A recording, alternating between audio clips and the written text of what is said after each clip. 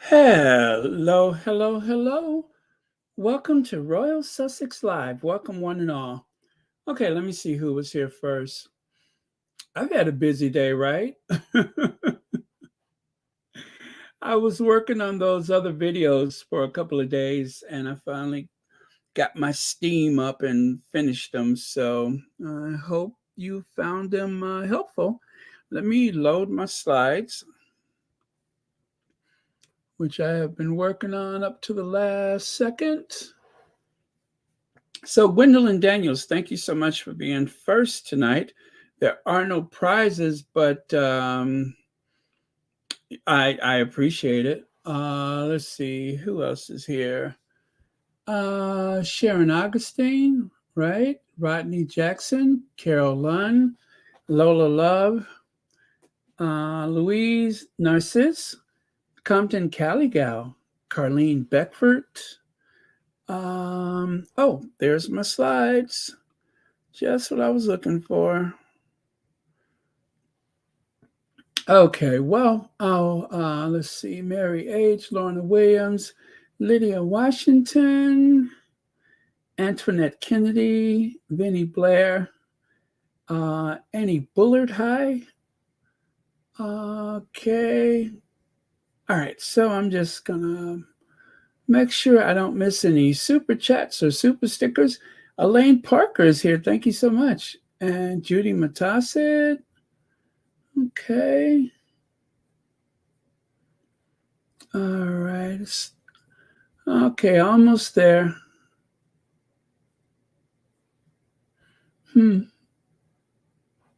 Marcia Ware.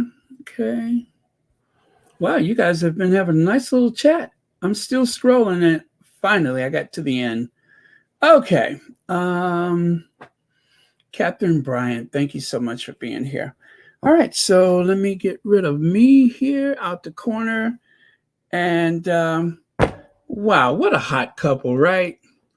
Um, those photos were not taken together, but they look good together. Yeah, just so you know, full disclosure, they were not taken together, but I like the combination. And there we go. So, as usual, catching up on all things Harry and Meghan. Plus, this was very good news that ITV has picked up on the story, among others. Gosh, I can't remember which American outlet they said picked it up, but someone said that. But yeah, it is a slow process because, well, it's stuff that the British tabloid media would rather we not discuss or that we don't even know about. So don't be discouraged. We've been here before. But as per usual, when it comes to social media, um, well, and of course, think about it. The Sussexes did say that they didn't want to depend on the royal rodents and all that kind of stuff anyway, because they knew they couldn't get a fair shake there. So, but word of mouth, social, what do you call it? The social media and such, it has been a buzz. Um, Elaine Parker, thank you so much for the super sticker, and thank you for watching Royal Sussex and being a moderator and having a membership and for keeping some odd hours to be with us. I appreciate it. And hello to Black Queen and S. Okay, Big Mama's in the house. All right, very cool. Uh, yeah, New York Post, that's Murdoch, right? Now, the Washington Post, they're cool, but the New York Post, not so much. Um, it's always confusing when you see that post, but so long as we all know the difference, Washington Post, cool. New York Post, trash. New York Post isn't fit to wrap fish with. It's not fit for picking up poop. Okay. So that's Tom Bradby, and I'm going to start off with a sound bite, I believe. Let me see here. Um, is that where I'm going next? Let me see here. Yeah, I'm going to start off with a couple of sound bites. So let me get that set up. Let me see. All right. Okay. All right, that was weird. As soon as I tried to start my soundbite, someone called me. But yeah, I'm gonna use my phone for this. So, maybe if I turn the ringer off, that'd keep us from being disturbed. All right. So anyway, that is Tom Bradby, esteemed reporter, ITV News, etc. And I'll tell you some more about him on the other side. So let me get that going. Okay. Okay. Am I ready? Almost. I just want to make sure I get the right one. Because I do. Oh, no, that's not it. I do have a couple of them to share. Oh gosh, I hope this is it. Is this evident when he published? No, that's not it. Wait a minute. Don't tell me I don't have that one. I said don't tell me. Let me try this. And I was sure I set that one aside. Nope. Okay, that's all wrong. That would take me to the worst possible place.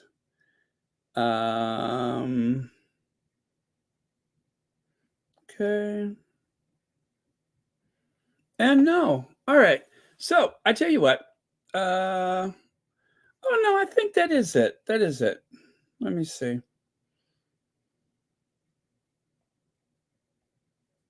Get this going. His bitterness was still evident when he published and read from his memoir, Spare. I love my mother country, and I love my family, and I always will. I don't think that's it.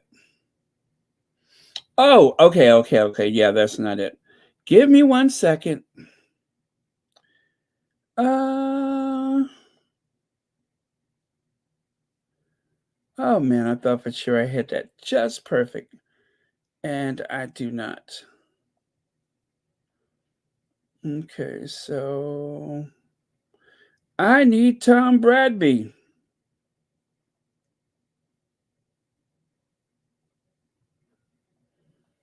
Okay.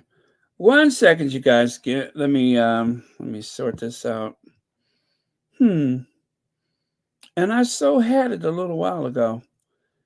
And I you know what I did? I probably bookmarked it and then I undid it. So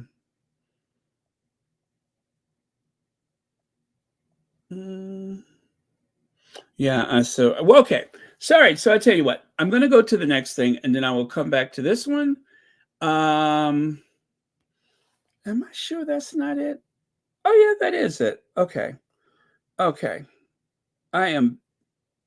Yeah. Okay. Which included the financial support. His bitterness was still evident when he published and read from his memoir, Spare. I love my mother country, and I love my family, and I always will. I just wish, at the second darkest moment of my life, they'd both been there for me. What we are continuing to see is the prospect of any kind of family reconciliation really as far away as it ever was, and perhaps even a growing sense of toxicity in that relationship and a real breakdown of any sense of trust and really a way forward. Prince Harry returned to Britain for his father's coronation back in May. But the new revelations perhaps explain why the prospect of any meaningful reconciliation still seems remote. And Libby joins me now. Libby, what is the context of all this and what are the palace saying about it? Well, the palace are saying that originally they took this allegation extremely seriously, the allegation of a royal leak. And they say there were two inquiries, an internal inquiry and one by the Metropolitan Police, and neither found any evidence of wrongdoing. And they go on to say that they won't discuss any details of any private financial arrangement. But I think it's less, the point here is less a question of a leak or who leaked what to whom, whether the Sun were right to publish, where they got their information from. It's more a question of the relationship between a father and his son breaking down, and the fact that we have now heard that Harry was told that unless he withdrew these allegations that he made, and he named an official, unless he withdrew that allegation, his allowance would be stopped. And when he said he wasn't going to withdraw the allegation, he wanted to pursue the case against the Sun newspaper, his allowance was stopped. So I think we've seen essentially where this very, very serious rift in the royal family got to the point of no return, I think. And I think agreement, which included the financial support. Okay, so that was one. Now I'm going to go back to where I wanted to be. Sorry for the inconvenience. I realized what I did wrong with that one, but now I got it. So,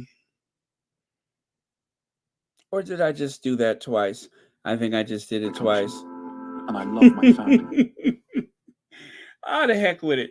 Anyway, so as I was trying to say, it is on ITV though, which is a good breakthrough.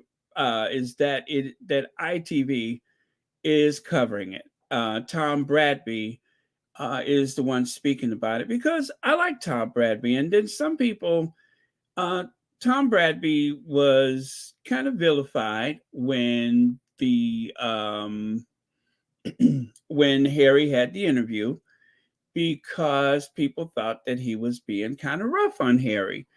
And rightly so. And I'm going to say why. Because if Tom Bradby was to have any credibility when Harry was doing the few interviews that he did for Spare, then he had to, kind of verbally joust with him a bit because of their prior friendship. Tom Bradby, William, and Harry have been close for some time until, and I'll show you the until, which I've mentioned before, so this is not really new to most people, but for those of you that are new to the squad, let me refresh your teeth. So, Tom Bradby, when they went on their tour in Africa, when they did the tour in Africa, Tom Bradby famously asked Meghan, "Are you okay?" And Meghan replied, and I'm paraphrasing, she said, "Not many people have asked me," and pretty much she said, "No, I'm not okay." Meghan was on the verge of tears. We found out later, of course, the incident with the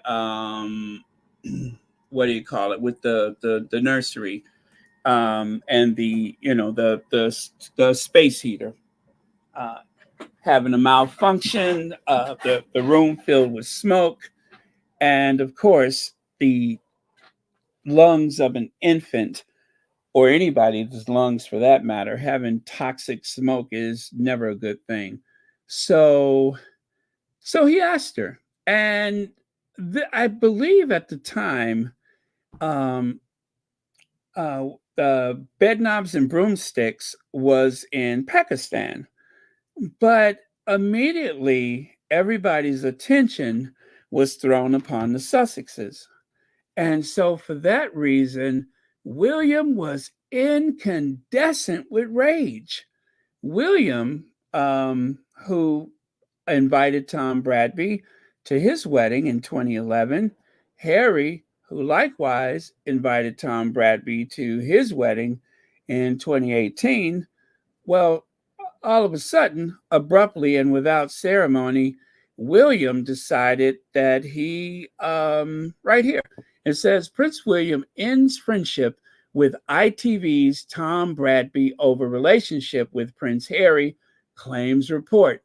The Duke of Cambridge is reported to be annoyed at the ITV newsreader for his relationship with his brother. So because Tom Bradby was able to show humanity to the Sussexes at a time when most of the media was turning against them, then of course that turned him into the bad guy. In William's book, he was, I guess, socially outcast by William. But the oddest thing about it is that William made this public declaration. So just like with that speech he read, claiming that the BBC somehow, along with Martin Bashir, caused his mother and his father to be even more distant than they were before, it seems as though someone, not necessarily William, but someone within his camp or someone who's in constant communication with the tabloids, possibly William, has decided that he should target the BBC. I'm alleging that, of course, because the BBC is considered to be the lesser of the evils when it comes to the British media, and so in order to give more credibility, or at least to even the playing field for the Sun and the what is it, the Fail and the Mirror and all those other people. Well, if you go after BBC and I guess kind of tear down their credibility, or at least cause people to give them a side eye, the BBC still consistently gets more viewers, I believe, than any of the other news networks. And people tend to trust the BBC more, especially in other countries around the world. The BBC is still trusted, although they have fallen short over the years. They are still trusted. But ITV, one of the things that gives ITV any kind of credibility is the fact that people trust Tom Bradby. He seems to be an honest broker. He himself has suffered from a mental health crisis. And, well, and he tries to be fair. He tries to be fair. So that's why I say when he had the interview with Harry, I'm glad that he didn't come across as Harry's best friend. I was not comfortable with the exchange, but like I said, it was necessary. Leg says ITV is part of the spin. Funding was pulled to be vindictive and controlling, not a dispute when in what is that? Was it in Canada? Is that also no mention of William or Dan Wooten? Yeah, no mention of that either. So yeah, so ITV is part of the spin, and for some of the anchors that they had at the Fox News, there were some that were more human than others, right? And I believe at any network, especially when you have one that is so consistently alt-right, right-leaning, radical, right-wing, when you have networks or news groups that are like that, and you have someone that is, they're a reporter, right? They don't necessarily play favorites, right? It's not as cut and dry. I mean, at a certain point, you have to earn your paycheck. You are there to make a paycheck, so you're not really there to go against the network, if you will. So that is a fine line that people walk. So yeah, I believe that they are still friends, Tom Bradby and Harry. Or I don't know. Maybe Harry walked away from that interview and he'll never talk to him again. I really don't know. We won't know until we know. But is just like with Omen Scobie. He is still a reporter. He still has to earn a living, and the United Kingdom is still his home. So they can only do so much. And yeah, so that's the way I see it. I just try to be practical about these things, and it doesn't stop me from being frustrated. But anyway, thank you so much, Lex, for the super chat. Right, and I'm gonna. Oh, Lorna Williams, thank you so much for 18 months membership. Lorna says when Bradby asked, Meghan had probably gone through that fire with Archie, and he was showing human compassion by asking. Well, just to be clear, it wasn't fire; it was actually smoke. It malfunctioned. Yeah, it was an electrical fire, but I mean, I don't want anyone to think that it was like towering inferno. But yes, it was a potentially lethal situation for sure. But just in case anyone's not aware, there was a heater in the compound. They were staying at some British property in the South Africa, and when the Archie's nanny was going to go and make herself a sandwich, at the very last second, she said, "Nah, I'm going to take Archie with me because she is charged with taking care of him." And so she didn't want to wake him, but she bundled him up and took him to the kitchen. And while she was away, the room filled with smoke because the space heater malfunctioned. And Meghan was, horrified when she found out about it. And of course, Harry, equally horrified when he found out about it. And yet, the pressure from the palace is um, you have to honor your commitments to your engagements, which is, I don't know that anyone else in the royal family has ever experienced something like that, except for when William took a 9-iron to his head. But I don't know how many times they experienced something like that. So, um, like anybody else, Meghan was horrified and upset and in quite a fragile state by the time she spoke to Tom Bradby. Plus, there was a certain air amongst the reporters, the Royal Rota. Um, if I'm correct, this was the occasion when Harry had to tell, who was it, Roy Nika, not to shout out questions to him. Um, the Royals don't have people shout questions at them, especially not from reporters in the Royal Rota or in the UK. And it was as though this particular reporter decided to breach that protocol as though it wasn't necessary to maintain that protocol dealing with the Sussexes, because at this point they have been viciously attacked by the tabloid media continuously. So you got that going on. You have the situation with Archie. You have the build up to the announcement that they were stepping back, which means that there was bad press day after day after day. And so by the time she shouted out that question, Harry was like, "Don't do that." In so many words, "Don't do that. You know better. Behave yourself." And he was very polite about it, but he was also very direct.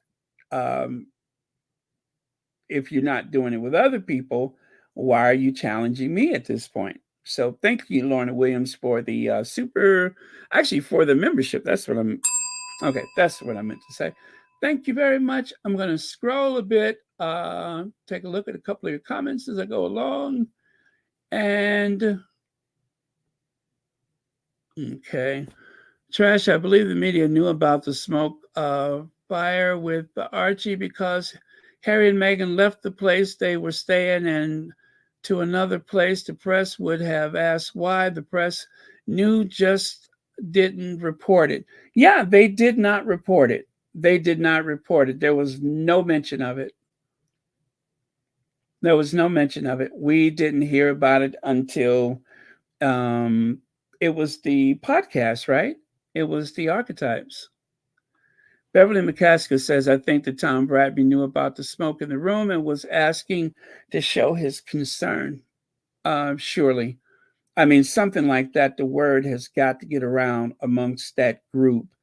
I mean, I know it was a British property, and this is, the royal rodents, the royal rota. So clearly there would have been knowledge of it. And then let us not forget as well that Harry took a trip solo at a certain point. I don't remember the exact order of things, but I know he took a solo trip. Um, it had to be a very vulnerable time for both of them, not only because of the situation with the smoke uh, and the malfunction, but again, they had been put through hell leading up to that royal tour. And of course, in spite of everything, the Sussexes performed above board. And dare I say, it was probably a, a template, an example that future generations of royals can use when they go on their royal tours instead of all of that pomp and circumstance and all the nonsense that we saw in the Caribbean. It would make so much more sense. They struck just the right note.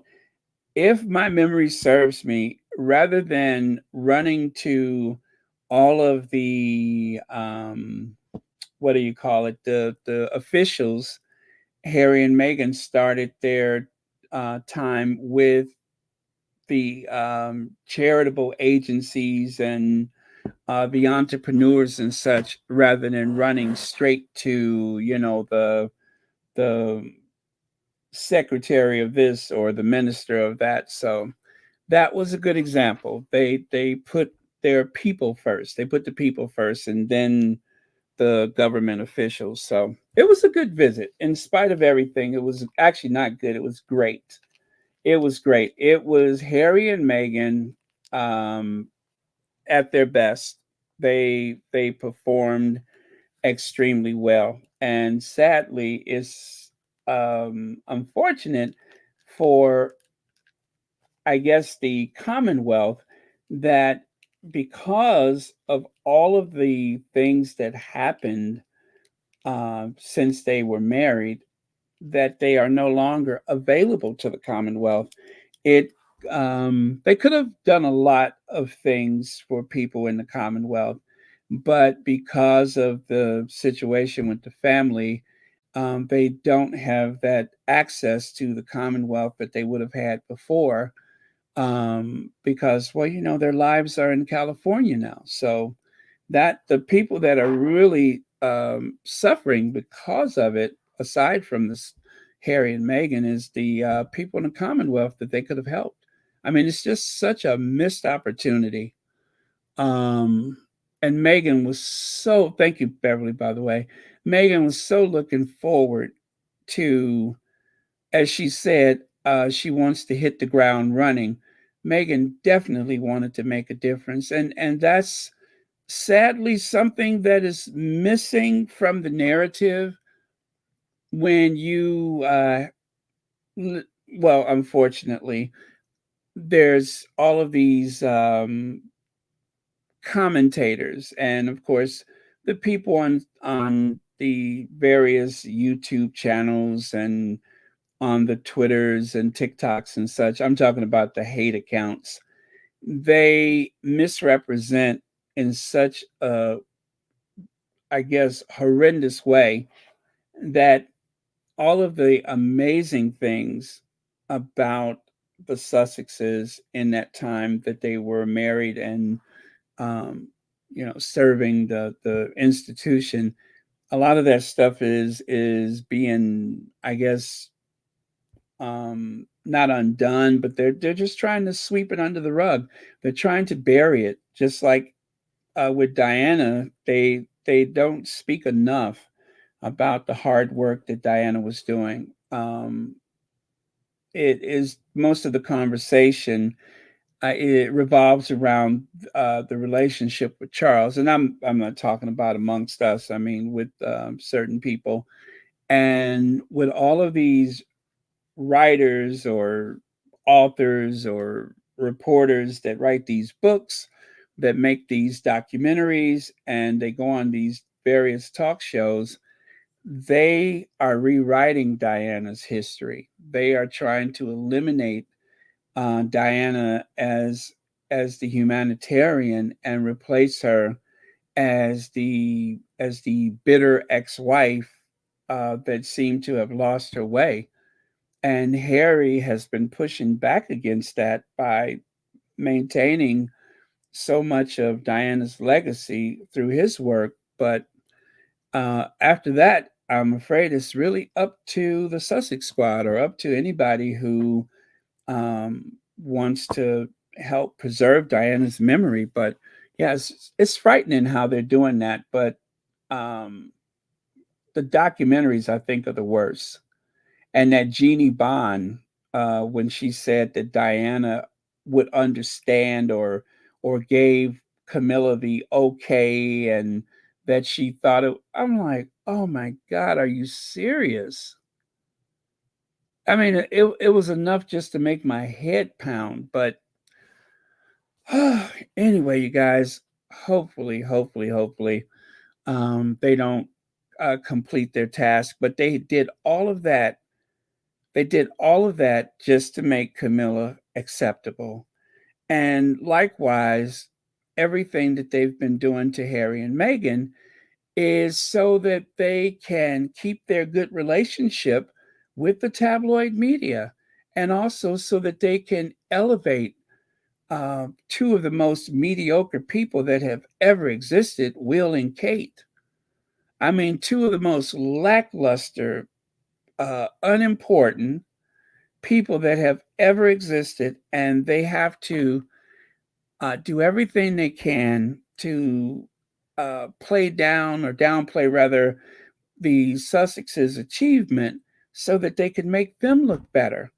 I mean, if you guys, please, if you haven't watched those 3 videos I posted, please watch them. If you don't want to do that, read the article. But it just explains so much. It explains so much. Frightening the how persistent the institution and the media can be. Frightening at their persistence. Anna PLP says, I started was that releasing? Oh,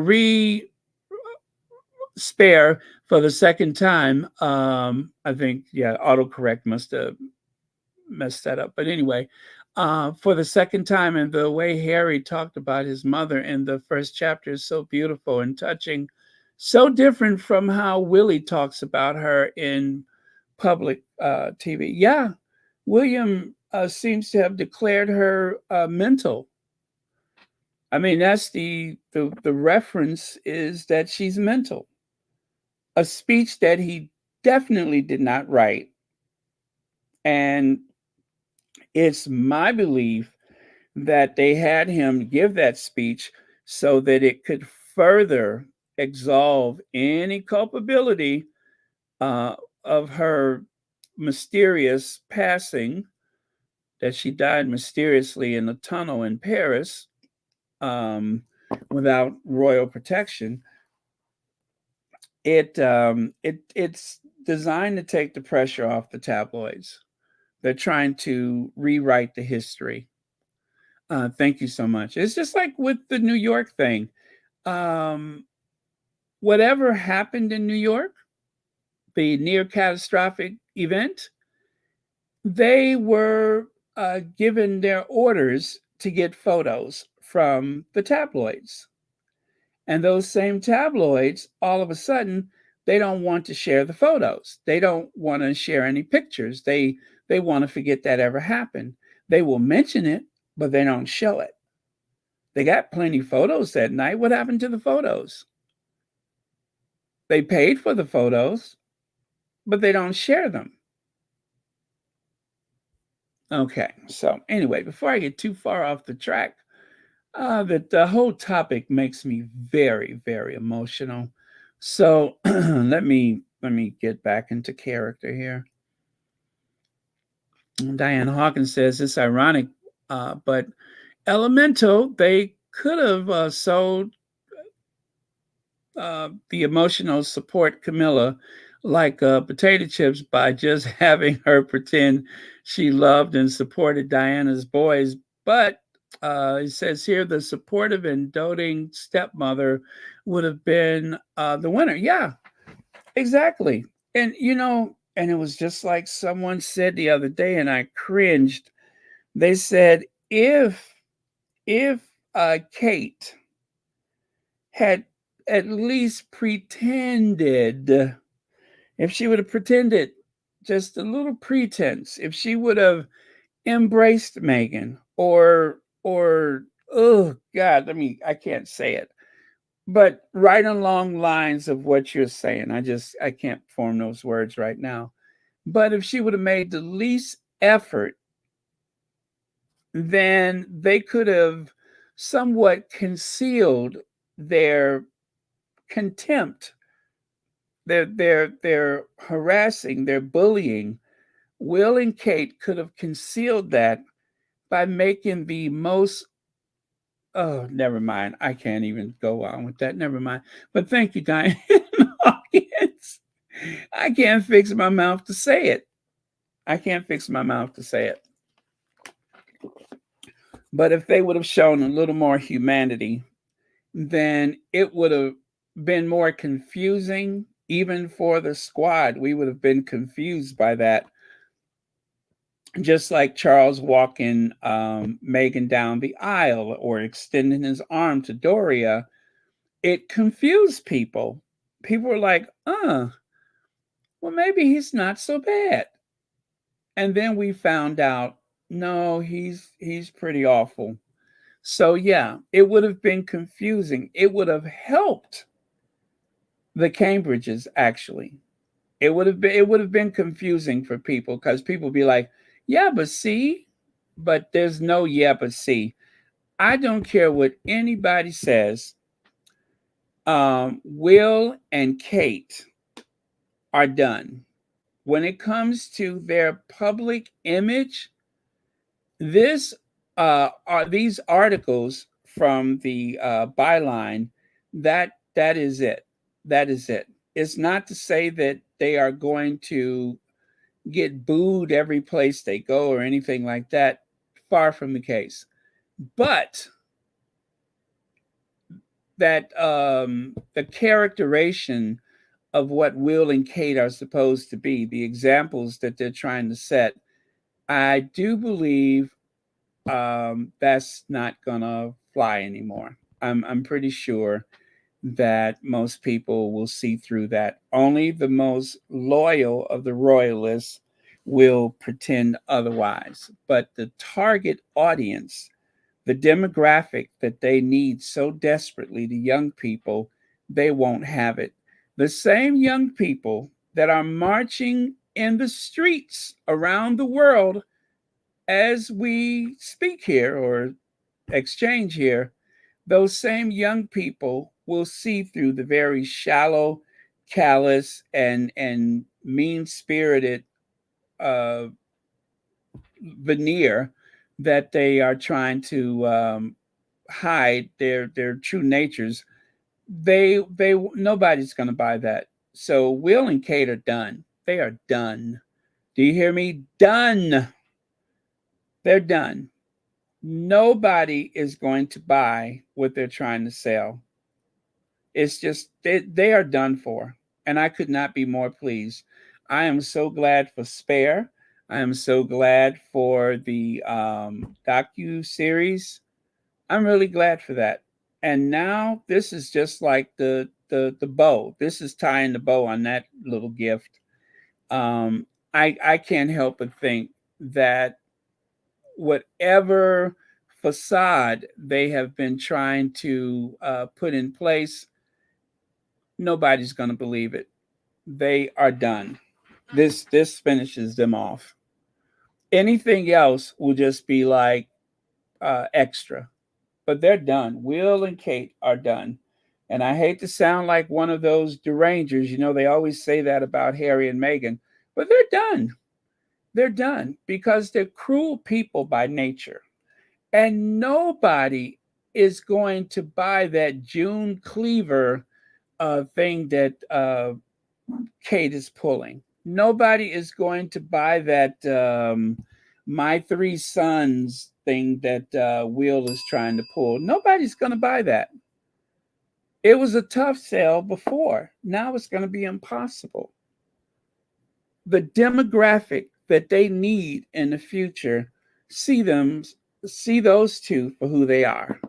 And they have been found wanting in their character. And nobody is going to buy it.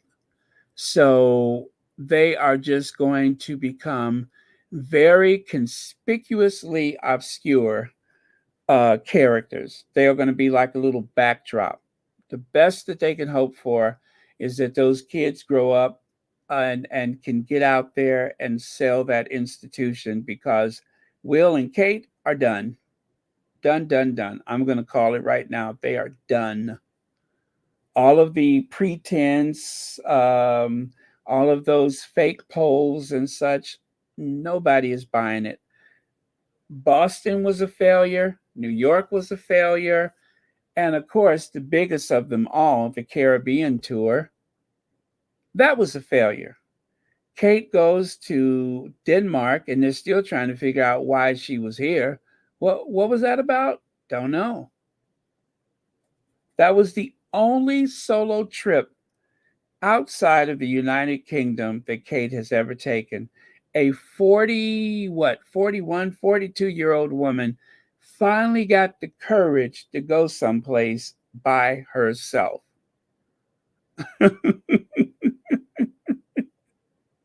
She put on her big girl pants and took a private jet over to Denmark in a situation that was custom made for her.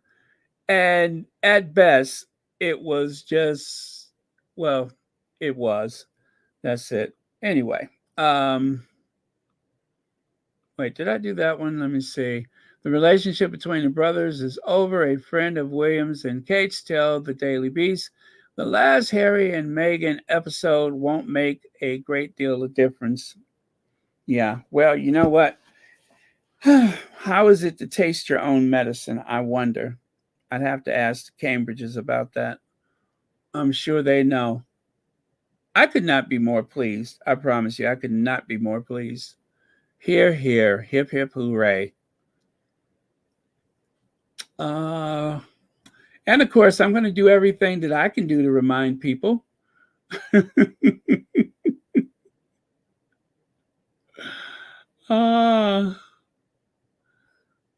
Okay.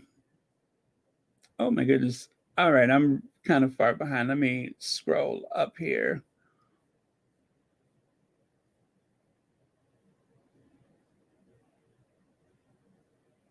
Yeah, just Joyce post. That is so true. Kate was threatened. She felt very threatened by I don't know how else to say it, but a real woman. She was threatened by that. Someone who was whole and complete, someone who could multitask. Yeah, that was threatening to her.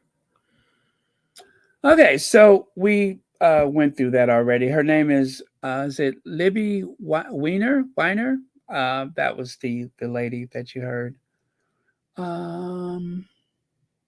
Okay, let me continue here.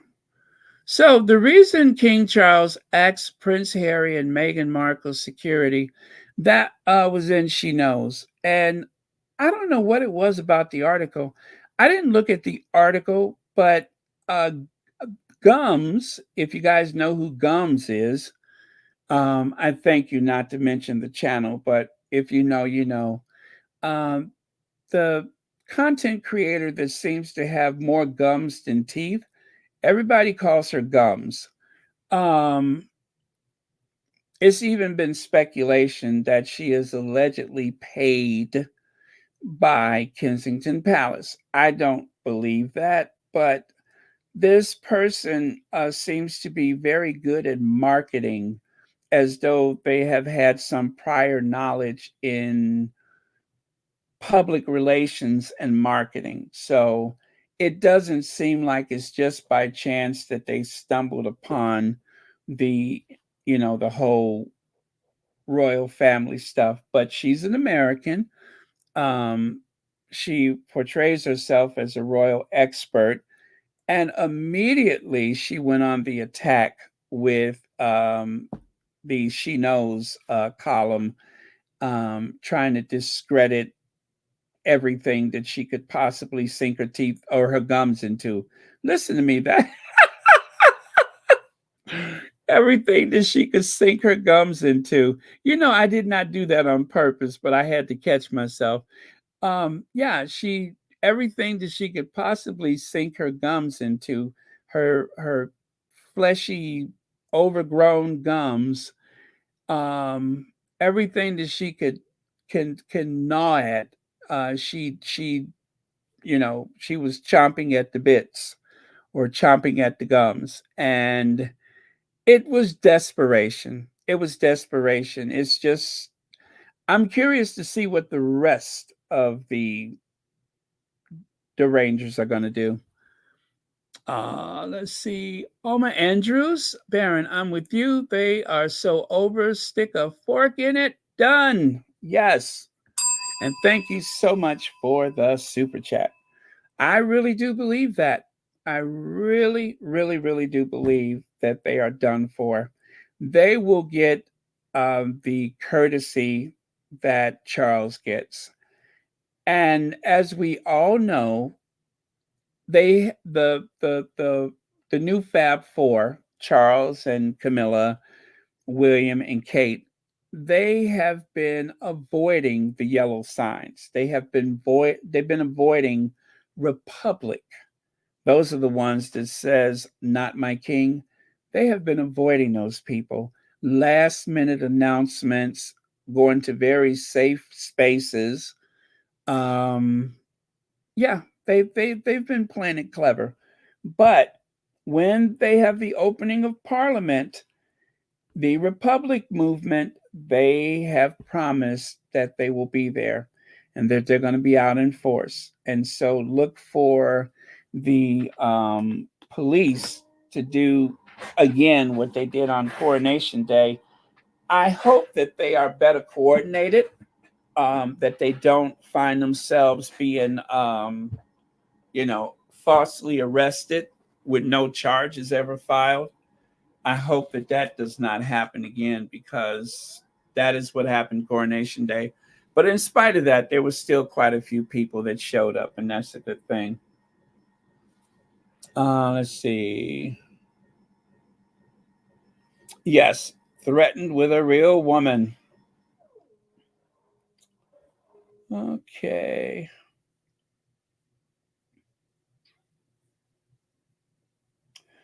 Well, I mean, let's face it. Kate has had a very sheltered life. She's never had to work for anything in her life, not one achievement. It was said that the Queen was rather disturbed by the fact that she never worked, that she needed to get a job. The Queen wanted her to have a job before she married. Um, yeah, yeah, just never really achieved anything in life. It should be embarrassing, the carrying empty binders, sitting at tables with other people's children, and of course, having these round tables and never really given any type of policy or speech or anything like that. It should be embarrassing because aside from the grinning and throwing the hair extensions, there's no there. And I would not even dare mention any of this stuff, but for the fact that they have tried to, um, I guess,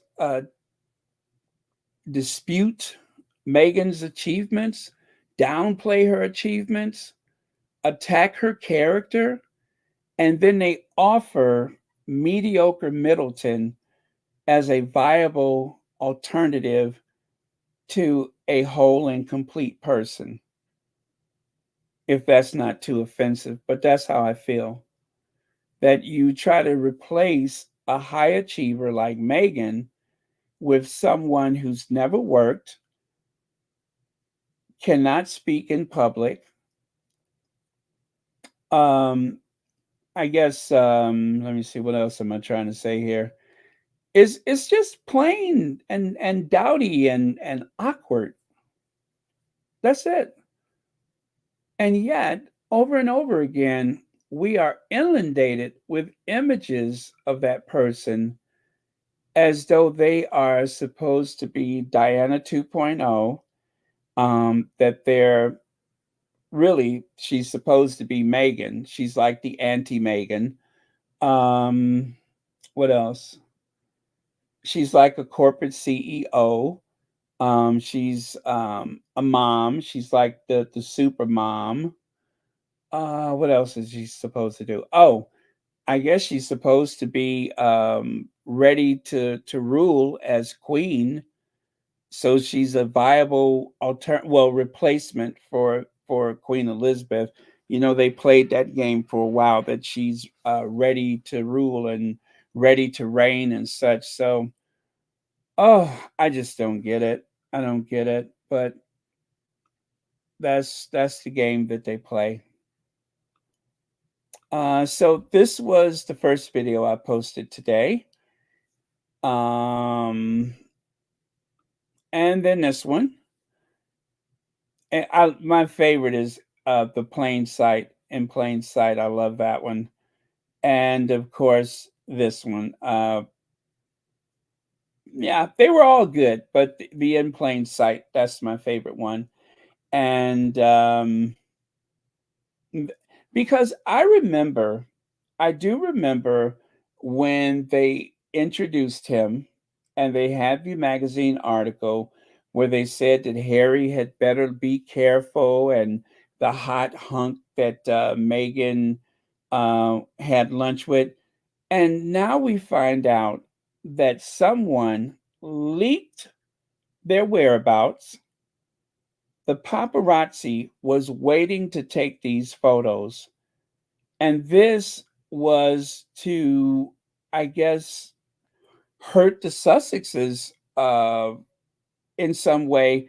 It almost implied as though Meghan was sneaking out to lunch with her new communication person, secretary. It was just really gross. It was really, really gross. And the whole time that they were playing this game, knowing that not only is he gay, but he has a longtime partner. So that was all orchestrated. I'm guessing that with everything stacked up against the Sussexes at Kensington Palace, Meghan was hoping to have a conversation with Christian Jones away from the institution in a way that he could feel comfortable to share his idea about, the future of working with Harry and Meghan, right? Good idea. Let's go to lunch. Let's do lunch. Let's get away from the palace. Let's do lunch. I certainly can't take you to Notcott because it's barely fit to live in, let alone entertain. So let's go to lunch. So they go to lunch, and the paparazzi is there. That should not have happened, but someone leaked their whereabouts. That should not have happened. And who knew that there was a story behind it at the time? Now we know. Don't know who leaked it, but I know who is in trouble right now, or should I say, who's the subject of the Byline investigate, and that's Kristen Jones. Yeah, I remember that, and I was just when it happened. When it happened, I'm just like, are they trying to create trouble for the Sussexes? Well, I got my answer, didn't I? Now we know. And of course, this they with this article, they were examining those emails. They were looking at some emails that they had gained access to about the payments and everything. So, oh man, but that's what I was hoping for was there would be some type of photograph that demonstrated that there was some connection with Dan Wooten and those leaks. Well, it had to be a connection of some sort. Otherwise, where would he get the information from? But it's one thing when you say sources or, a high ranking or a family. Well, when you say a source close to the family, but it's another thing when you can give it a face, when you can give a face and a name, you can give a time, a day, all of that. It goes so much further to prove that there was something nefarious going on. So at least we have that proof. Okay, so let me continue here. And with that, you guys, take a look here. Here are some more of those places where the print edition of the Byline Times has popped up, on a train, the newsstand. And here is a collage of photos. Want to win a free year subscription for Byline Times?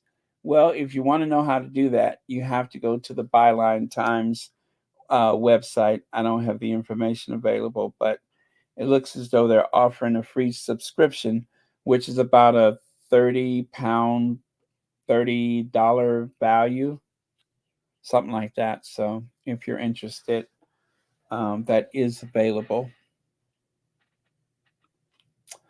And here's this collage here on the right. One of the squatties put that together today, but that was pretty cool. My heart goes out to Duchess Meghan and the children, and especially Prince Harry.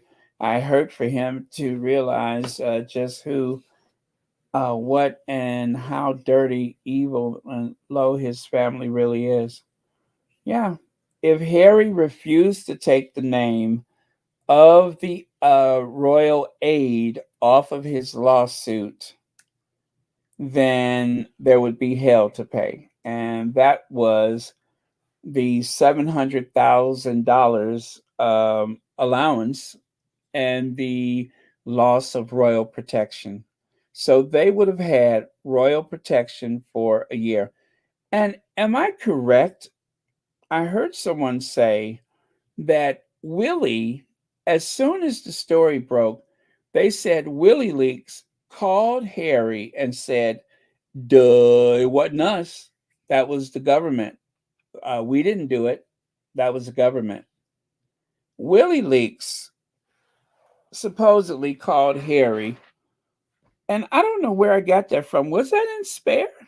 I don't recall. But Willie Leaks called Harry to uh, profess his innocence Oh, it wasn't us. It was the government. The government took your security away. So I don't know who to believe. Of course, if I hear it from Harry, I believe him. Okay, all right, then it's a fact. If it was in Spare, it was a fact. I'm gonna have to go back and go through the Spare one more time because I'm starting to lose details, and I don't want to let that happen. So I really need to go back through it. Thank you so much for that. Yeah, just one more newsstand view of the new Byline Times. And I will appeal to you all, please consider buying that issue of the Byline Times, or even better, getting the 1 year subscription to Byline Times, because we want to support this independent um, newspaper. We want to support them. They are doing the Lord's work, and they deserve to be supported.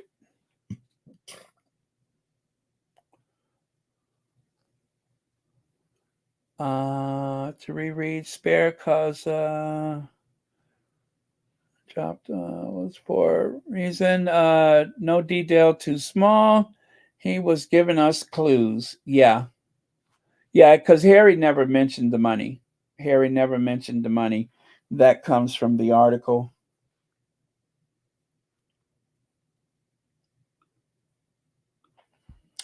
Yeah, help us get independent journalism into the shops and newsstands.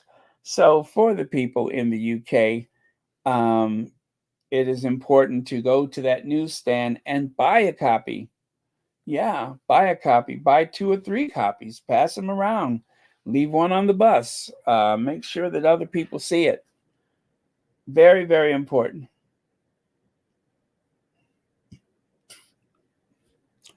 Um, I'm going to switch gears and move over to Omid Scobie for a bit. So this is one of Omid has some really cool tweets, like this one right here. This was from a while ago. It was terrifying to have my brother scream and shout at me and my father say things that just simply weren't true. My grandmother quietly sits there and sort of take it all in. Prince Harry on the January 2020 Sandringham Summit. So, as you know, I'm a big fan of Omid Scobie's Twitter. It's one of those places where I look for information, especially when there's a big story that comes out and I need to know that is, actually a story. Because sometimes people in the squad, although they mean well, they may fiddle around with the headlines, or they will post something that happened 2 years ago and you're like, what? When did that happen? They don't have the date. You know what I'm saying? So you have to try to find and search to make sure that it's not something old. And so, like you see here, very responsible. Not only did he share the quote, but he also let you know that it was from the, 2020. A lot of times we don't get that with some of the postings. So right here, Omid has been kind of trolling. Um, I don't know if I could say trolling the palace or trolling the firm, or anyway, it says right here, Toni Morrison famously said, if there's a book you really want to read, but it hasn't been written yet, then you must write it. So I did. It's been the toughest work in my career, but finally, in 4 weeks, Endgame will cover the royal story like never before. Pre order yet? I have not pre ordered yet, but I think I will very soon. Very, very soon. So that, I suppose, is Omid Scobie's workspace. Gummy bears, um, his proof copy of Endgame, his laptop, his is that an iPhone? Well, maybe it's an Android, whatever it is. But yeah, so That is his little workspace that he put together. Um, and he's sharing that just to remind you guys that his book is coming out. But I do intend to get the book. Uh, and then yesterday, he posted this, but then I think he deleted it because I couldn't find it again. But he says, I'm on vacation at the moment, but am a big fan of Byline Times, very much needed in this current climate. There's an entire section on this very story, and a lot more in my book out in 4 weeks. So that's another little tease. And if you recall this tweet, this is from March 7th, 2021.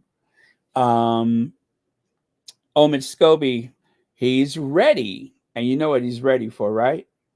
He's got his popcorn. He has his Twitter, his tea, and his asthma inhaler. That's because he's preparing for the Oprah Winfrey interview, where for the first time on American television, an interview with Harry and Meghan. As a matter of fact, that was their first interview together since they left Narnia. Yeah. So that is what he was preparing for. I thought that tweet was a hoot. But yeah, that was fun.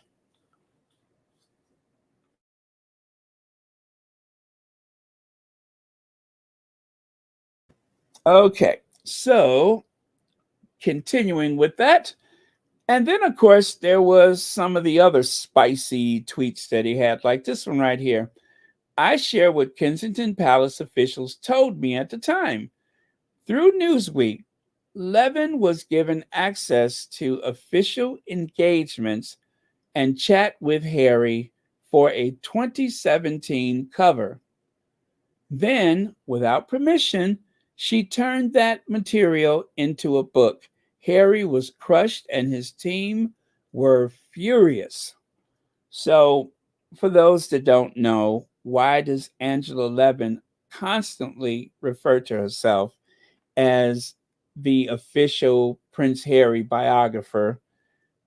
Well, for a long time, she has been getting away with that. And with certain people, she continues to get away with it.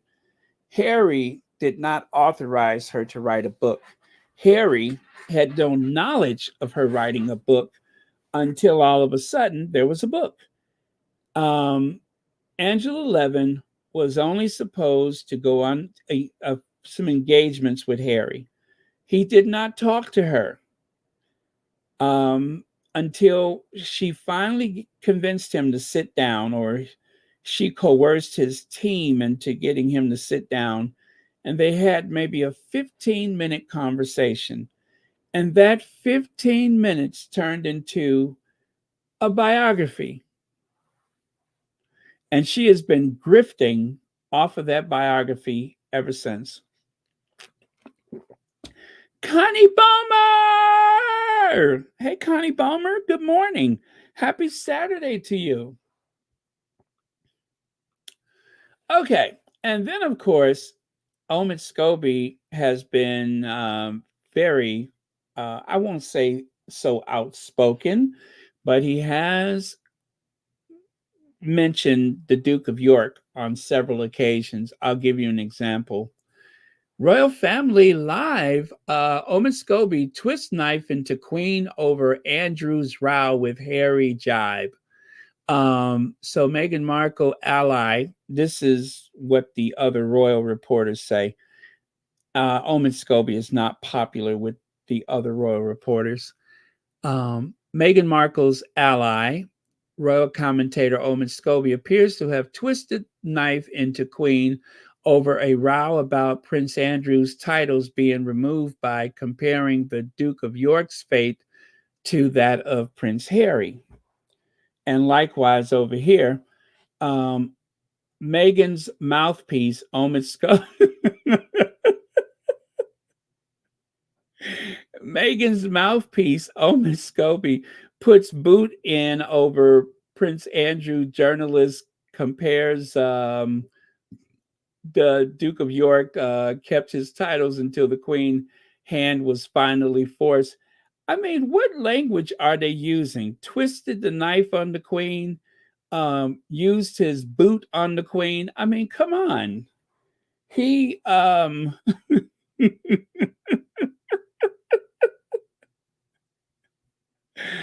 you got to admit it is kind of funny. I mean, they make it sound like he's into elder abuse or something like that. He just simply asked a question or made a statement. It's not like he karate chopped the Queen or something like that. He's just doing his job. Miss Scobie says ring of protection around Prince Andrew was confusing. Claims threats to brand Windsor forced the institution hand over the Duke.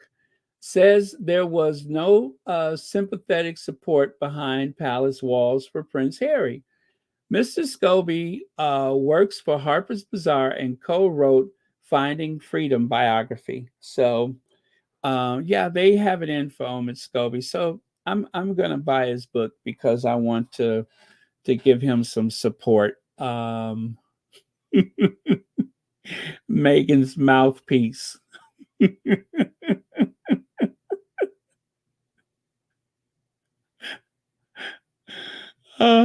Meghan's mouthpiece. And what's the other one? Twist the knife into the Queen. I mean, they are really trying to create hostility against him. And Omid has, I believe, had some issues because of his. I don't want to call it support for the Sussexes, but I'm going to just say because he's been more balanced than the rest of the royal reporters. So right here, Prince Harry was forced to become 100% self-sufficient and step back from his royal role. But Andrew, though a short list of honors worse off, will continue to luxuriate in nearly all of the trappings of royal life. My view via the, what is that? Whatever paper. And so, yeah, he's been calling them out. He's been calling them out.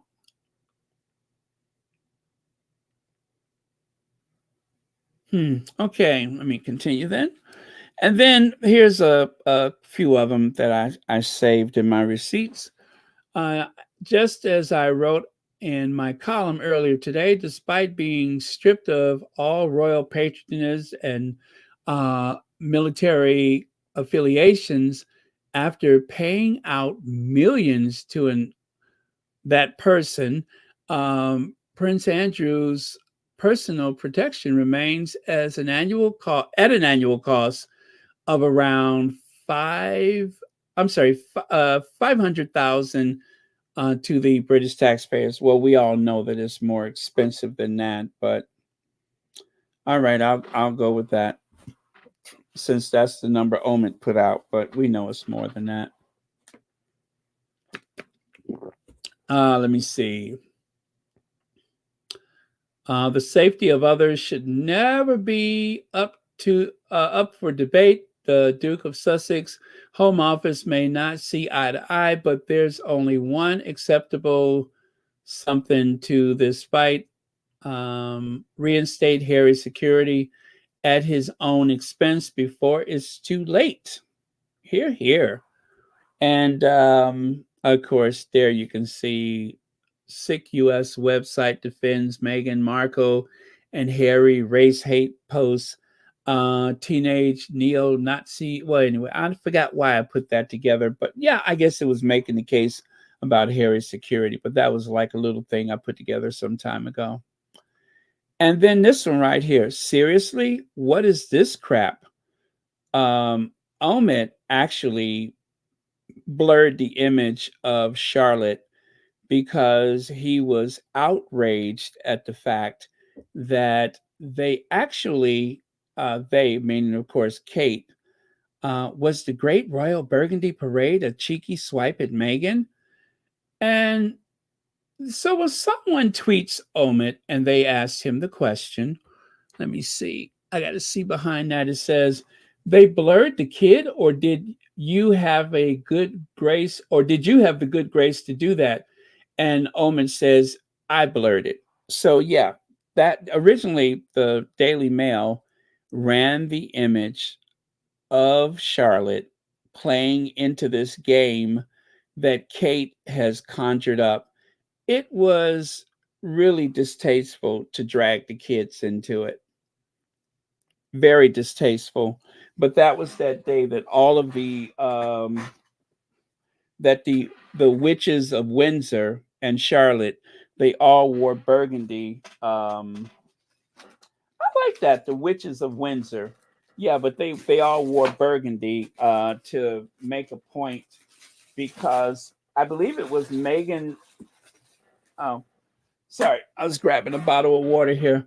I believe it was because Meghan had made the comment that she was discouraged from wearing bright colors, or anything that would conflict with other members of the family, so she stuck to the very neutral beige and such. And so, to make a mockery of what Meghan said, Kate decided that she would lead the witches of Windsor and her daughter into a row or some sort, or whatever. It was just petty and silly.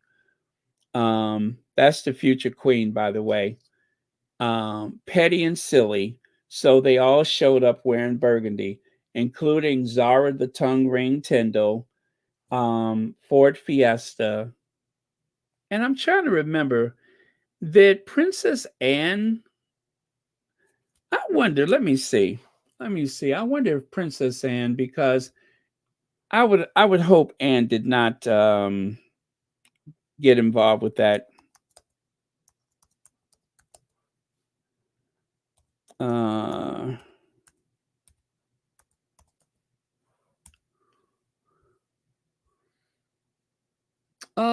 Let me see.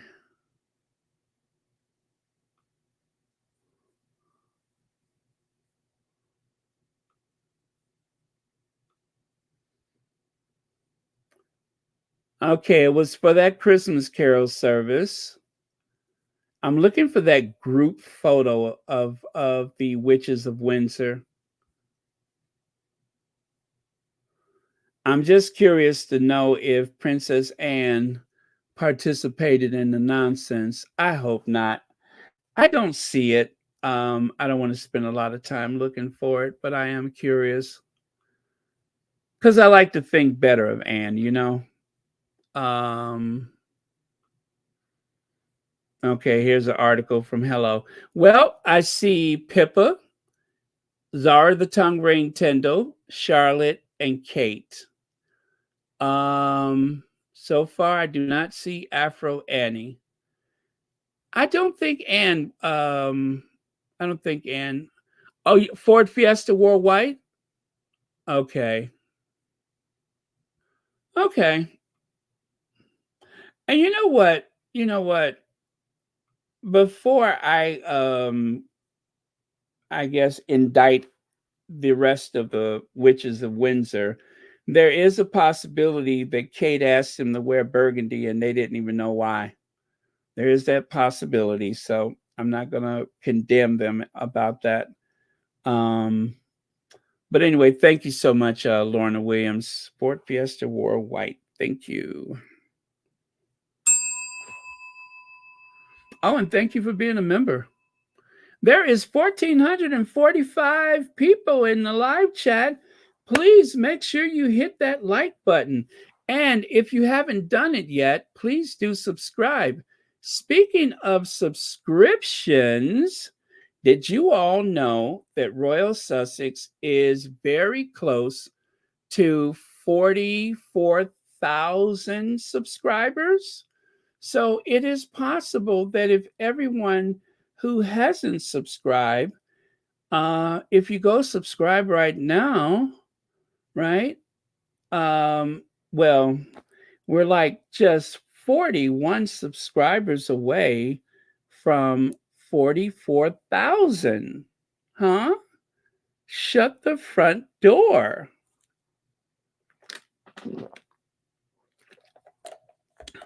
We're almost there. So all we need is just for the handful of people that's watching that are not subscribed. We need you to go and subscribe, lickety split, and then Royal Sussex will cross over to 44,000 subscribers. Don't you just love nice, rounded, even numbers? Over there, we would like some new subscribers over there. Uh-oh, there's one. Now there's 43,960. That's the spirit. Thank you so much, new subscriber. Okay, but anyway, we'll celebrate tomorrow. We'll celebrate tomorrow, but can you believe it? It's happening. It's happening. Yulibi says, I wonder how many derangers are following right now. Maybe some of them are reconsidering their life choices. One would hope, but and it just makes sense.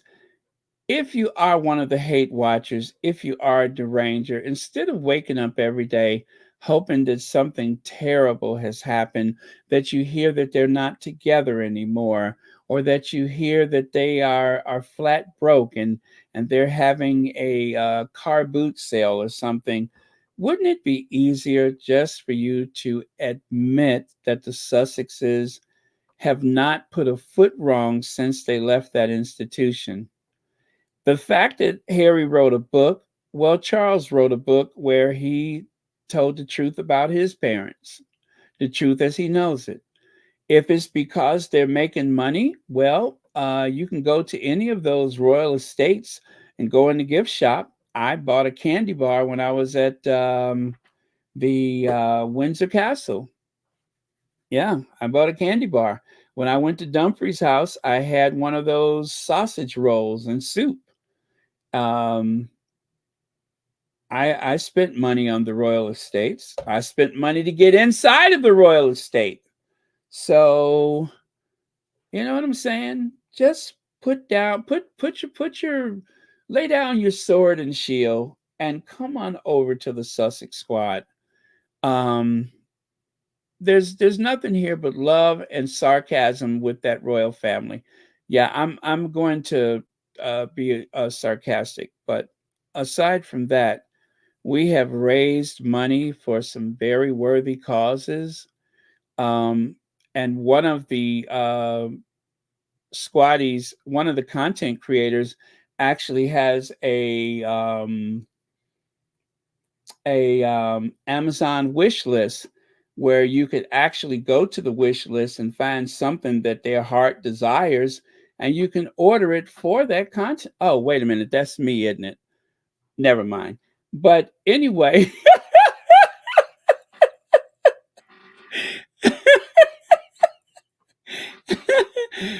I forgot that was me. That's me with the wish list. But my point is that good things happen with the Sussex squad. The only thing that happens with being a deranger or being a hate watcher or listener or whatever, the only thing that happens is you get an ulcer.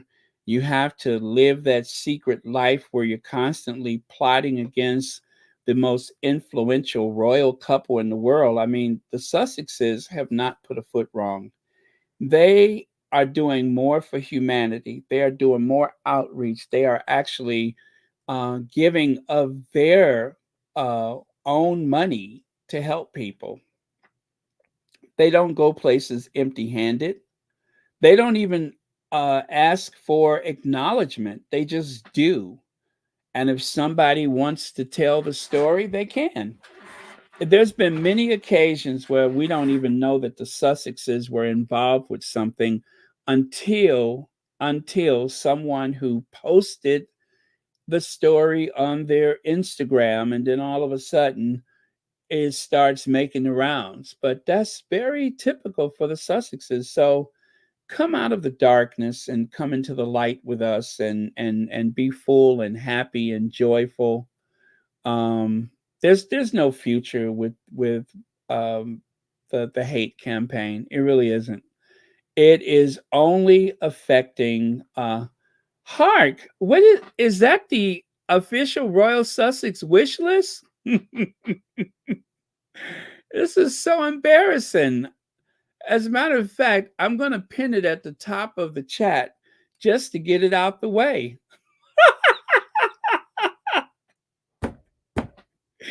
By the way, I just realized I'm down to one paring knife. So I'm going to go on the wish list right now, and I am going to add that to the wish list, a paring knife, because, they're so small, I think I throw them away. So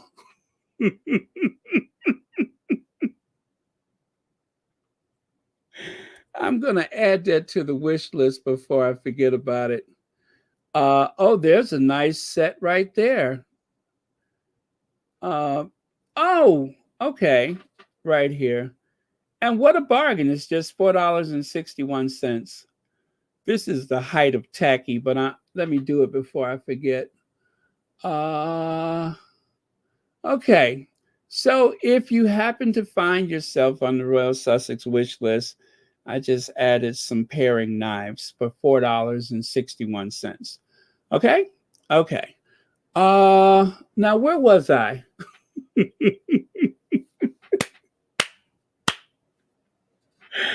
Oh, okay. And thanks for embarrassing me, Lydia Washington. You know I don't like to talk about that wish list. Oh, okay. Let me see. What I found these photos today. I may be the last person to see them, or now maybe you're the last ones to see it. Have you ever seen this? I've never seen this behind the scenes photo from the wedding day. Now, I'm guessing that they're in Windsor Castle. I'm looking at those very Gothic windows in the background. And this has got to be Windsor Castle. All that tracery and such, the Gothic doorway and such, that has got to be Windsor. And lastly, this one. So this is a kiss that I've never seen before. I guess this was for the toast, maybe? I don't know. But I've never seen these. Somebody posted those on the Twitter today, and this is the first time I've seen them. Fun, right? Aw, get a room, you guys. Get a room. Oh, is that the reception hall at St. George's? Okay, that's the reception at St. George's Hall. Okay. Oh, is that what they call that? The St. George's Hall? Is that where the orchestra plays upstairs in that little balcony area there? Because I know that when they have the state dinners, the orchestra can actually play from some elevated space. Oh yeah, Alicia, I'm so into these photos because I've never seen them before, and you're welcome. I'm glad to share them.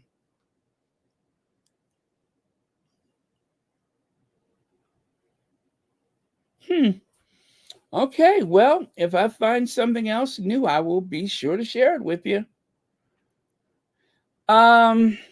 Trigger alert. What a bizarre looking individual. I thought Trump was kind of hard to stomach.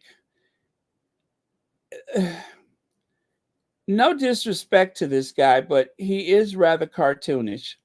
This is the guy that, anyway, this one. This is the guy that, what do you call it? He He's the one that was giving money to Charles, and they told him, or he told, well, anyway, they had him stop doing that. But oh my goodness, it's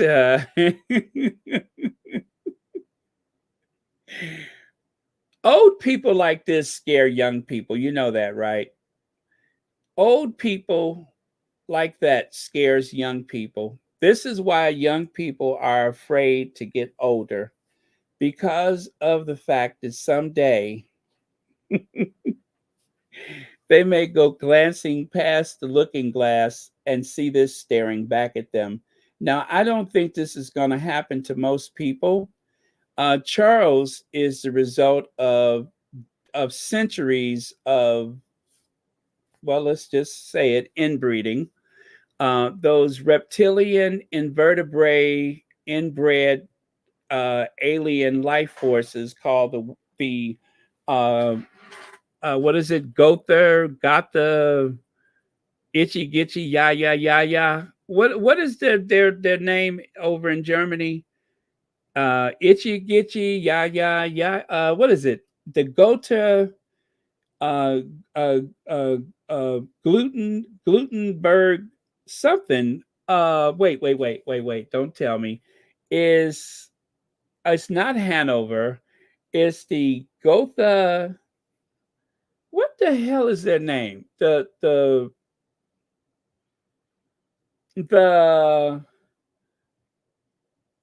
uh come on, somebody. I can't remember it. Is it wait. Is Gotha um Saxe Coburg Gotha. Wait. Is Saxe Coburg, I got it. Saxe Coburg. You're close. You're close. It's there it is. Hazel Jones says it. It's the Saxe Coburg Gotha. Gotti. Yeah, Gotha. Okay. Good Lord. Let me take a drink of water. That was tough. Saxe Coburg Gotha. Wait a minute. That ends with an E, right? Is Saxe Coburg? I think that ends. Well, let me see.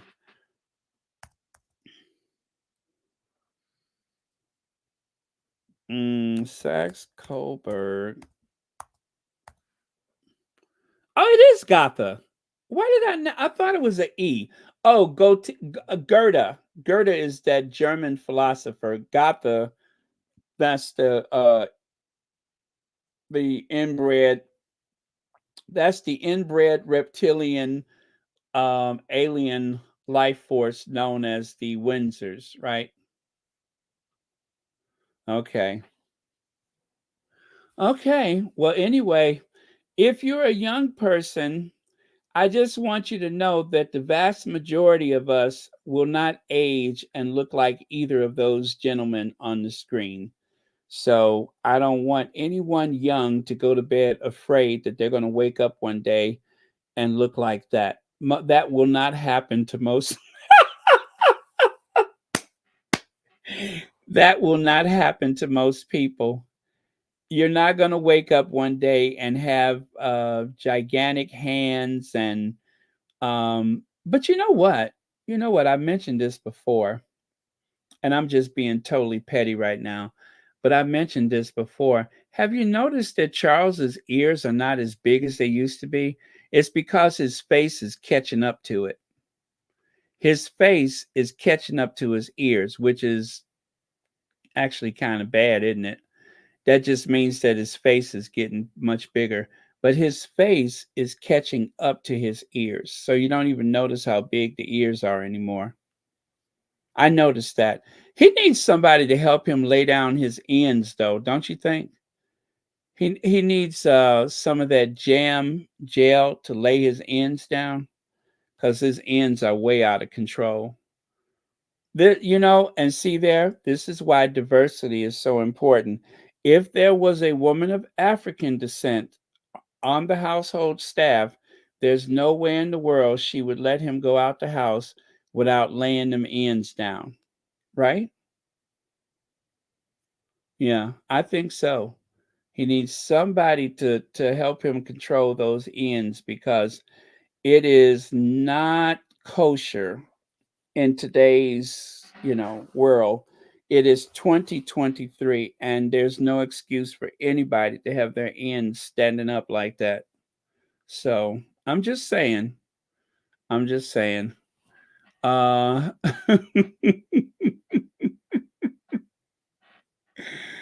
uh you know what, y'all? This is my fourth video today. I guess I am getting kind of weird.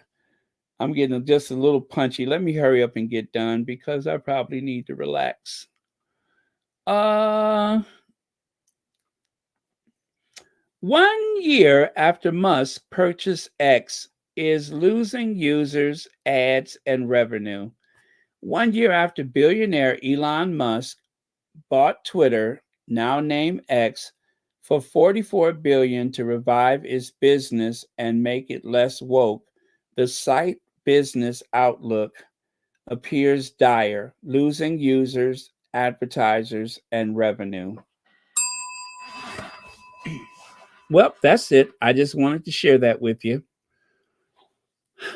Thank you to the squatty who put this together. This is just a reminder of Harry's life before Meghan. Harry's life before he left the institution at Eton, his last day of school. He was seen leaving the school with his belongings in a bin liner, in a trash bag. He shopped at a discount store. Nothing wrong with that, but considering the fact that Harry has worked really hard to inspire, to lead, and has done so much for that institution, it did not bother anyone that that the spare was pretty much shopping the high street. I mean, it's very touching and endearing, but at the same time, this goes to show that there was really no input. There was no, like, if you compare Harry to that kid in Denmark, the one that I said seems so squeaky clean that I'm annoyed by him. He is always dressed to the nines, whereas Harry, well, not so much. Back in those days, it was as though he was cut adrift. After his mother died, he was kind of passed along to minders, and there was really no one there to give him the type of nurturing that he needed. Charles did what he could, and he also did what brought good press to help, uh, revive or rebuild his reputation. But you always have to put a question mark as to whether or not um, at least some of those occasions were not about father and son, but more about a press release or good publicity.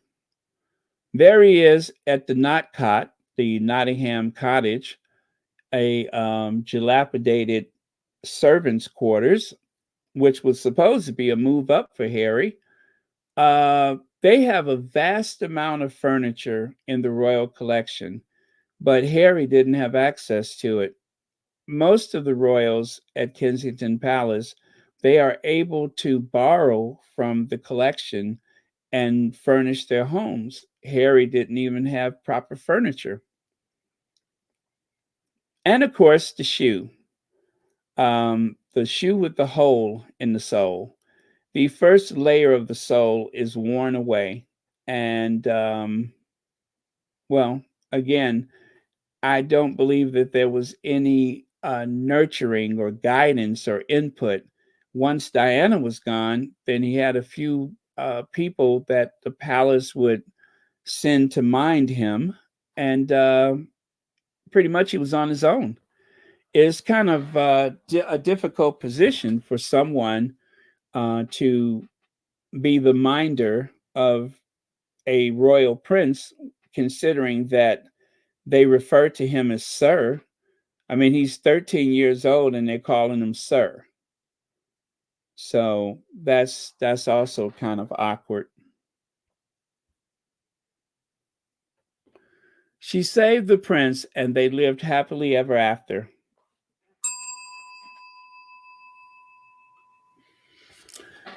Bojo! Yes, he's back. Boris Johnson announced his new presenter on GB News. That's it. I have nothing else to add to that. Investigation into missing X Factor rugby star Levi Davis is halted by Spanish officials a year after he disappeared. Mr. Davis, a rugby union player and X Factor celebrity guest, disappeared on October 29th, 2022, after traveling alone to Barcelona from Ibiza. Well, apparently there's that's it. His whereabouts is unknown. He had that very cryptic video where he said that he was in some sort of danger, and very interesting that with everything else going on, that this was actually mentioned today. So very sad for his mom, of course, and anybody else that's close to him. But there is a much greater story. There's a much bigger story going on in the UK in regards to a lot of things that have nothing to do with Dan Wooten, that has nothing to do with the Byline article.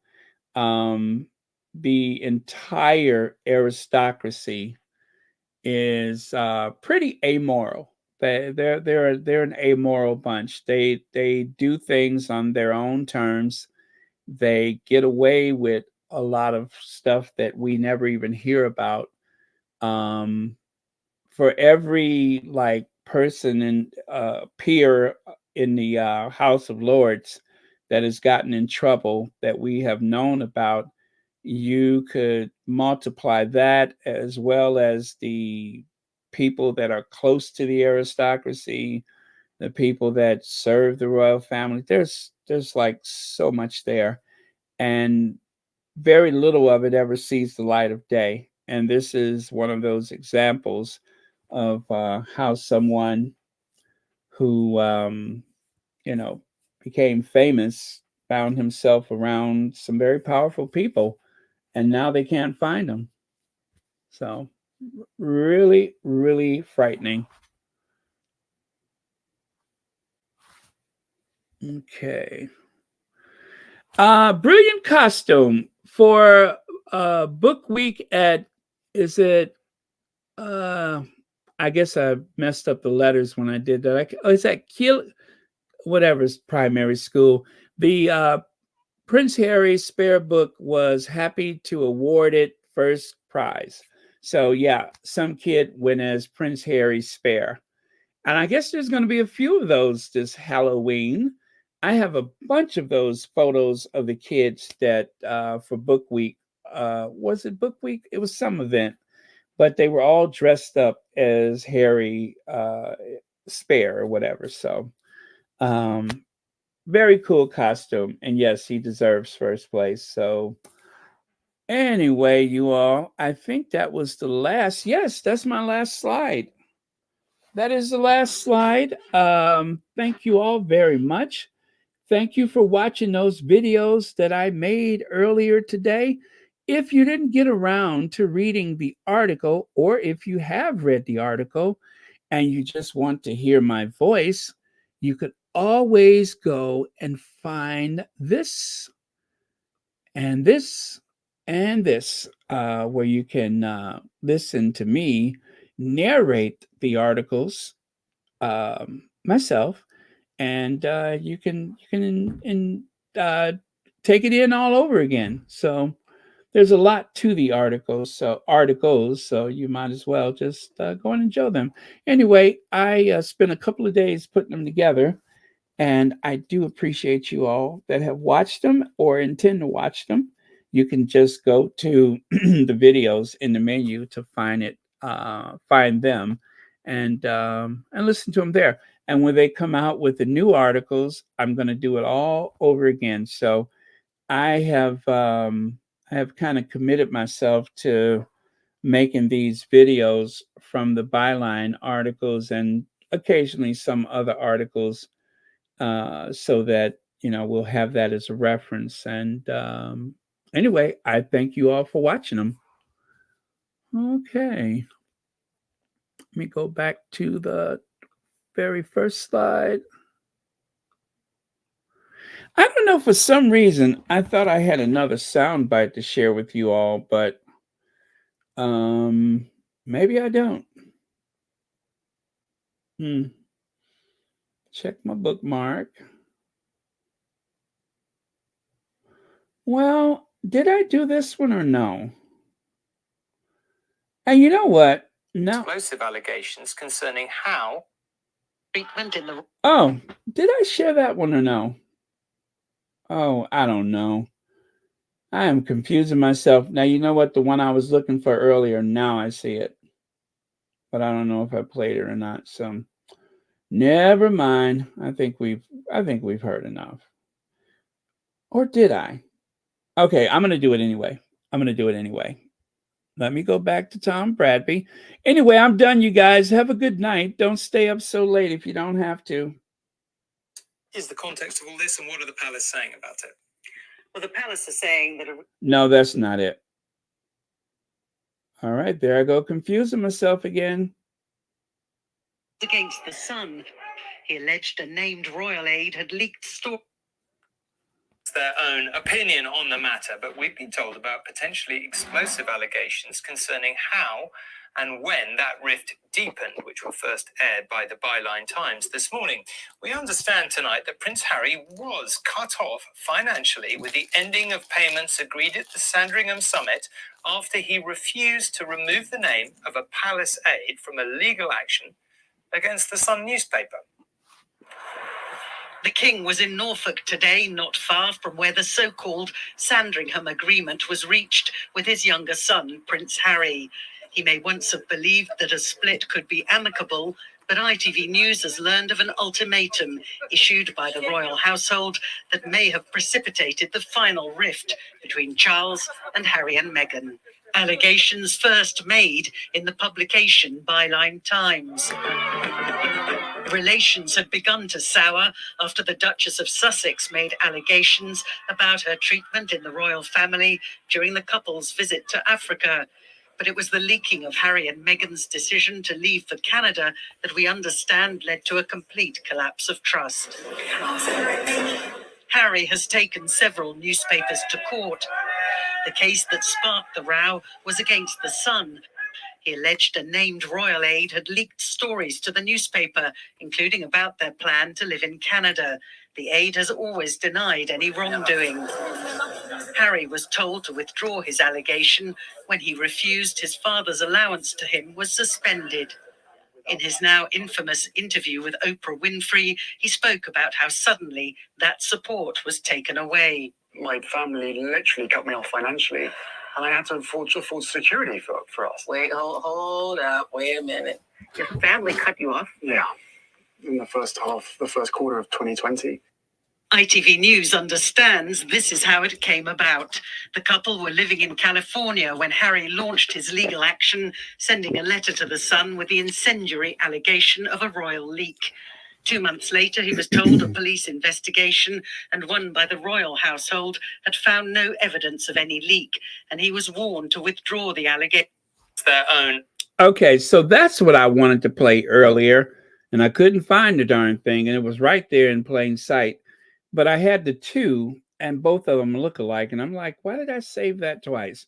But yeah, so that's what was on ITV today. So ITV did, they referenced the Byline, which is good, and I'm very satisfied with their coverage so far, or for today. Not so far, but just for today. So good night, Reba Henderson. Good night, Anastasia. Let me see. Good night, Connie Bomber. are. It's breakfast time for us in Europe. Oh, very cool. All right. Good night, Shadows Mom. BBC. What about it? I don't think I've seen it on the BBC. Let me see. Oh yes, you guys, don't forget to pray for Church Nellie. Church Nellie is in the hospital, unwell, and desperately missing Royal Sussex. And so, with your prayers, Church Nellie will be able to come back and enjoy Royal Sussex as soon as possible. But yeah, it is important that we send as much of prayers and positive energy as possible. Yeah, because Church Nellie is very important to us. So, and I don't know that watching Royal Sussex is going to help. But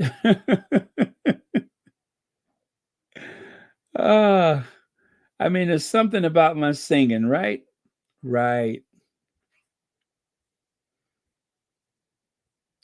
My voice has been described as, how did they say it? If it doesn't hurt you, it'll heal you.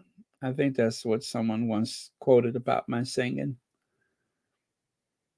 Shadow's Mom, please do. Please do. You know what? I should do a subscription. I did the one issue, but I should do a subscription. I'll probably do that. Thank you for saying that. That reminds me that I should. Because doing it by the issue, because I'm going to get the next issue too.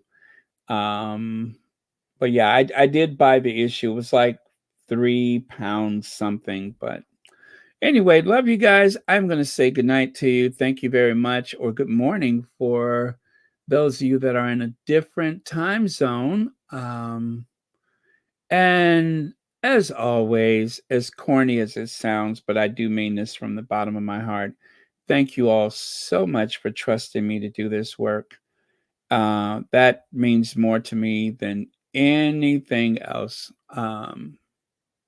Because you know, when you care about the cause, when you are speaking about the Duke and Duchess of Sussex, because of the vitriol that's out there in social media and even on television and other sources, newspaper, it's been a very rough where that's concerned, because those of us who have affection for the Sussexes, it means a lot that that they are given the proper respect and consideration, especially for the hard work that they're doing. So I'm glad to play any part of that I can, and I appreciate you know, you all being here and making the channel the success that it's become, and I want to just build upon that. So thank you.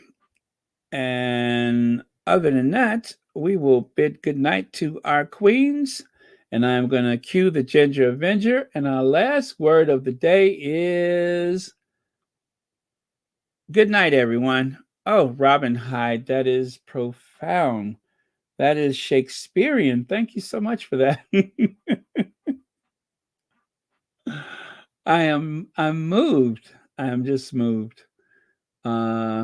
Okay, so cue the Ginger Avenger, and I will see you all tomorrow.